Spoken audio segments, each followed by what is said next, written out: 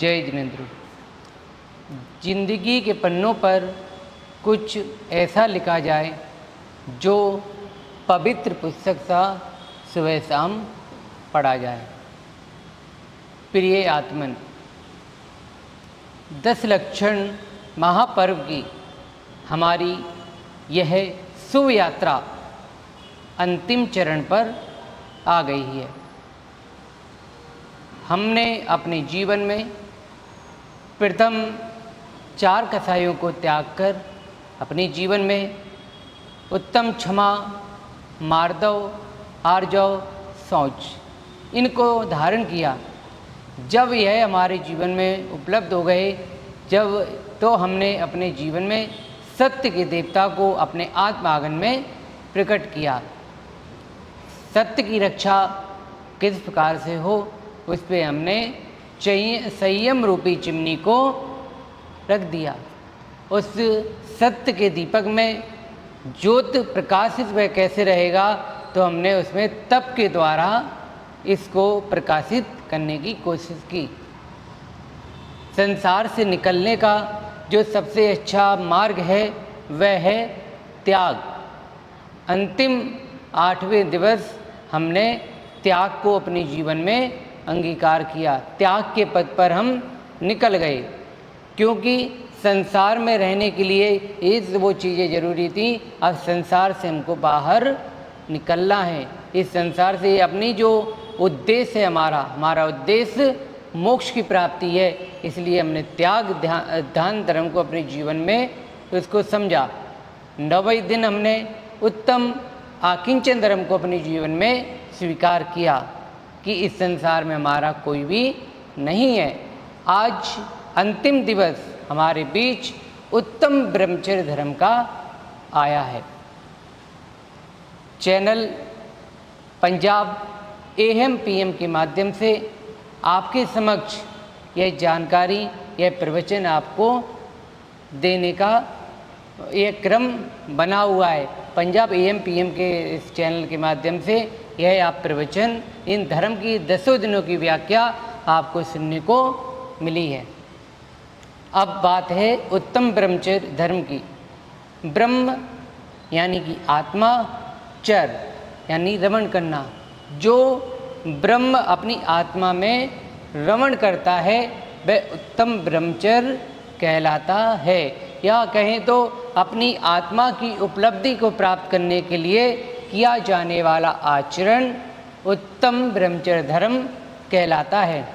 इस उत्तम ब्रह्मचर्य को सभी धर्मों में पवित्र और पावन माना गया है, क्योंकि जो ब्रह्मचर्य होता है वही मोक्ष की प्राप्ति का द्वार हुआ करता है।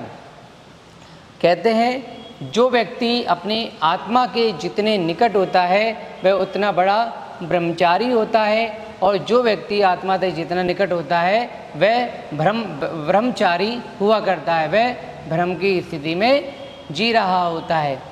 अब बात आती है कि हमें उत्तम ब्रह्मचर्य से कौन रोकता है, तो जो काम और भोग हैं ये हमें उत्तम ब्रह्मचर्य की ओर आने से हमको रोका करते हैं।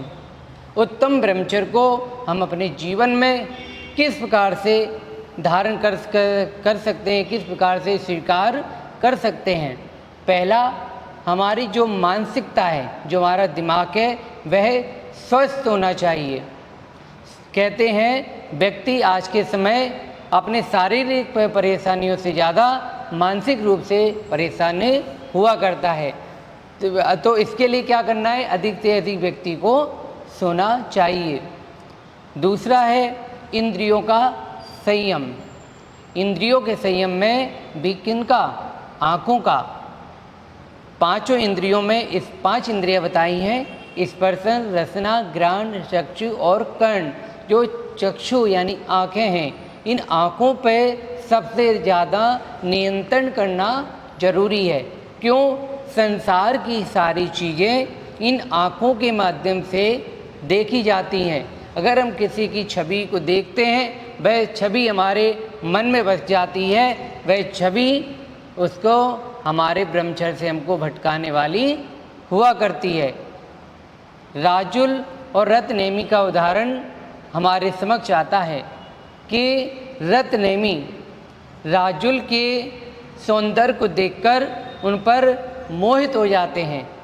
राजुल अपनी गुफा में तपस्या कर रही है, वह जाता है और राजुल से कहता है कि ये राजुल, तुम्हें उस नेमी कुमार ने जो ठुकरा दिया, मैं तुमसे अब भी विवाह करने को तैयार हूँ। तो वह कहती है आप एक काम करें, हमारे लिए एक अच्छा दूध का कटोरा लेके आए, दूध जिसमें मावा वगैरह हो वो लेके आए। वे लेके आते हैं, वह उसमें थूक देती है। तो वह कहते हैं कि ये क्या किया तुमने? कहते जिस प्रकार से तुम ये झूठन नहीं ग्रहण कर सकते, उसी प्रकार से मैं भी नेमी के द्वारा झूठन उनके द्वारा ठुकराई गई हूँ, तुम मुझको कैसे स्वीकार कर सकते हो? इंद्रिय का संयम, जिनेंद्र देव की पूजन और अच्छे जीवन साथी, अच्छे सन्मार्ग का साथ, इन चीज़ों से हम अपने जीवन में उत्तम ब्रह्मचर्य धर्म को स्वीकार कर सकते हैं। तो ये आज का, क्योंकि आप देखें उत्तम ब्रह्मचर्य के धर्म के बल पर ही अनेक महापुरुषों ने अपनी साधना की। इस साधना के बल पर मुक्ति को प्राप्त किया। अपने समक्ष उदाहरण आता है भीष्म पिता भीम का, जिन्होंने अपने ब्रह्मचर्य के बल पर ही अपनी मृत्यु को तक को जीत लिया था। तो आज का यह परम पावन दिन उत्तम ब्रह्मचर्य धर्म का दिन हमारे जीवन में आया है। इस उत्तम ब्रह्मचर्य धर्म को जितना अधिक से अधिक हो सके इसको मैं स्वीकार पालन करना चाहिए और अपने जीवन को जो मोक्ष की राह है उस राह पर चलाना चाहिए। यह सभी तो जब ही हमारा जीवन धन्य होगा। यह सब आप पंजाब AM PM चैनल के माध्यम से इन चीज़ों को देख रहे थे। अब आज शाम को 3 बजे से भव्य शोभा यात्रा भी होगी। उस शोभा यात्रा का भी प्रसारण आपको इस चैनल के माध्यम से दिया जाएगा, तो आप सभी अवश्य देखें। आप सभी ने इन 10 दिनों तक हमें इस प्रकार से सुना, आप सभी को बहुत बहुत साधुवाद। आपका जीवन अच्छा, बहुत अच्छा हो, ऐसी मंगल भावनाओं के साथ आप सभी को सादर जय जिनेंद्र।